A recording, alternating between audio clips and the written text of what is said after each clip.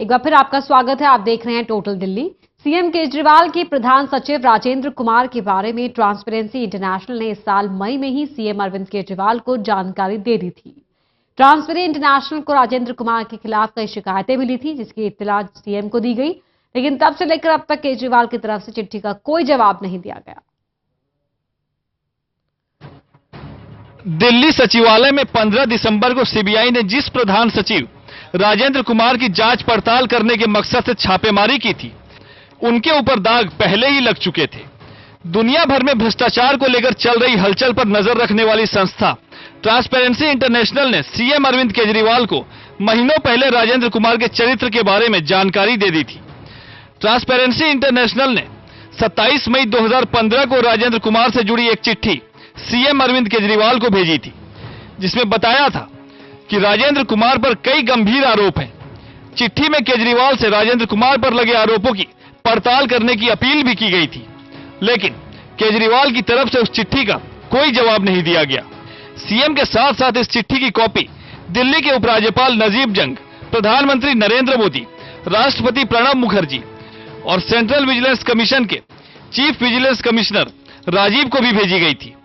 मई से लेकर दिसंबर के बीच 7 महीने बीत गए, लेकिन राजेंद्र कुमार सीएम केजरीवाल के भरोसेमंद बने रहे।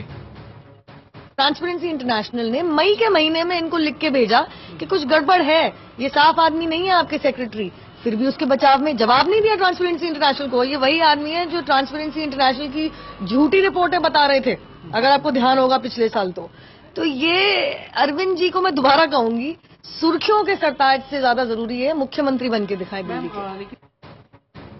7 महीनों तक राजेंद्र कुमार पर केजरीवाल की खामोशी और सीबीआई रेड पर सरकार से लेकर पार्टी तक जिस तरह से केंद्र सरकार पर हमलावर हुई, उसने कई सवालों को जन्म दिया है। ट्रांसपेरेंसी इंटरनेशनल की चिट्ठी पर खामोश क्यों रहे केजरीवाल? प्रधान सचिव राजेंद्र कुमार पर इस भरोसे की वजह क्या है? राजेंद्र कुमार केवल इसलिए ईमानदार हैं क्योंकि केजरीवाल ने उन्हें इसका सर्टिफिकेट दिया है। सीबीआई की जांच पर भरोसा क्यों नहीं कर रहे केजरीवाल?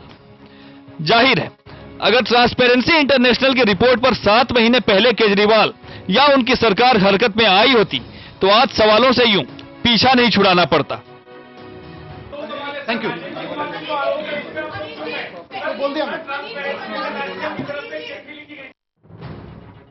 दिल्ली में जो हलचल है, उसकी खबर रालेगण सिद्धि में बैठे अन्ना को भी है। राजनीति ने गुरु शिष्य के रास्ते भले ही अलग कर दिए हों, लेकिन आज के हालात में अन्ना भी केजरीवाल को अपनी वो पुरानी सलाह याद दिला रहे हैं, जिसे अन्ना ने तब दिया था जब केजरीवाल ने राजनीति में आने का इरादा पक्का किया था। अरविंद करप्शन के अपोजिट में लड़ते आए हैं, शुरू से अपने जीवन में बहुत बड़ी लड़ाई लड़ते आए हैं। मैं अरविंद को हमेशा बताया है कि अपने साथ में चारित्र्यशील लोग होना जरूरी है। आपने अभी इतना बड़ा अफसर को अपने दफ्तर में नियुक्त किया, कम से कम ये देखना जरूरी है कि उसका बैकग्राउंड क्या है, उसका चारित्र कैसा है, उसका रहन सहन कैसा है, समाज में प्रतिष्ठा कैसे, ये सोचकर करना जरूरी था। तमाम सवाल और सीख इसलिए सामने आ रहे हैं क्योंकि जहां दिल्ली सरकार को एक पहल करनी चाहिए थी, वहां सभी खामोश रहे, और जब शांत होकर जांच पर भरोसा जताया जाना चाहिए था, वहां शब्दों की मर्यादा को पार कर गए Kejriwal. Delhi desk, total news.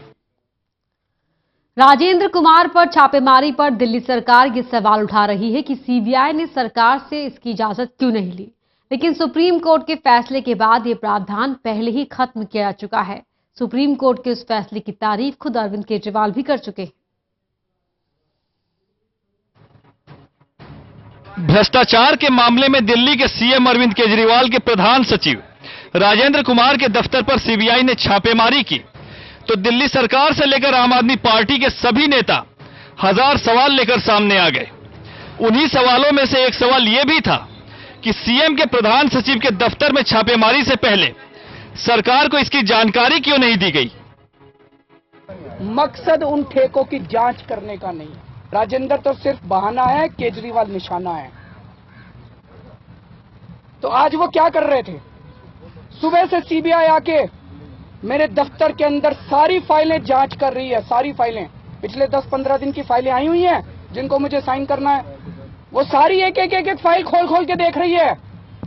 क्यों देख रही है? सीबीआई आज मेरे दफ्तर में क्यों आई है? कौन सी फाइल ढूंढ रही है? ये मेरे को बताना अब जरूरी हो गया है। कौन सी फाइल ढूंढने के लिए आए हैं सीबीआई वाले? सीएम केजरीवाल जो सवाल उठा रहे हैं, जो आरोप लगा रहे हैं, उसका जवाब सुप्रीम कोर्ट का वो फैसला है जिसमें यह कहा गया था कि सीबीआई को संयुक्त सचिव या उससे ऊपर के अधिकारी के खिलाफ कार्रवाई के लिए सरकार से पूछने या इजाजत लेने की जरूरत नहीं है। से भ्रष्टाचार के तहकीकात में बाधा आ रही है, इसका कोई जस्टिफिकेशन नहीं है। ये आर्टिकल 14 सुप्रीम कोर्ट का जो कहता है कि हर नागरिक इस देश में सामान्य है, उसके खिलाफ है कि आपने सीनियर ऑफिसर्स को तो ये प्रोटेक्शन दे दिया जिसके तहत सरकार जो है, जो कि इसमें इस भ्रष्टाचार में आमतौर पर सम्मिलित रहती है, वो परमिशन ही नहीं देती और इन्वेस्टिगेशन हो ही नहीं पाता। तो ये बहुत ऐतिहासिक फैसला है जो आज सुप्रीम कोर्ट ने दिया, जिसके चलते हुए अब सीबीआई को कोई भी इन्वेस्टिगेशन किसी के खिलाफ करने में कोई सरकार की परमिशन नहीं लेनी पड़ेगी। 2014 में आए सुप्रीम कोर्ट के इस फैसले का स्वागत खुद अरविंद केजरीवाल ने भी किया था। इस फैसले के बाद अरविंद केजरीवाल ने कहा था कि आम आदमी पार्टी सुप्रीम कोर्ट के फैसले का स्वागत करती है, जिसमें सीबीआई सीबीसी एक्ट के संशोधन 6A सिंगल डायरेक्टिव को खत्म कर दिया गया है, जिसमें सीबीआई को संयुक्त सचिव या ऊपर के अफसर पर कार्रवाई के लिए सरकार से पूछना पड़ता था। भ्रष्ट अफसरों को बचाने के लिए यूपीए और एनडीए सरकारों ने इसका फायदा उठाया था। आज जब सीबीआई ने केजरीवाल के प्रधान सचिव पर भ्रष्टाचार के मामले में कार्रवाई की, तो अपनी पुरानी बातों को ही भूल गए केजरीवाल। आम आदमी पार्टी और दिल्ली सरकार के मंत्री एक सुर में सीबीआई की छापेमारी को केंद्र सरकार की साजिश बता रहे हैं, क्योंकि सीबीआई ने छापेमारी से पहले दिल्ली सरकार से इजाजत नहीं ली। लेकिन अगर इजाजत लेने की जरूरत ही नहीं है, तो फिर सीबीआई किस नियम के तहत इजाजत लेती? इस सवाल का क्या जवाब दिया जाएगा? Delhi desk, total news. Rajendra Kumar के खिलाफ सीबीआई के छापों के बाद दिल्ली सरकार और केंद्र सरकार के बीच जंग छिड़ गई है। केजरीवाल के ट्विटर वार के बाद डिप्टी सीएम मनीष सिसोदिया ने भी वित्त मंत्री अरुण जेटली और केंद्र सरकार पर हमला बोला।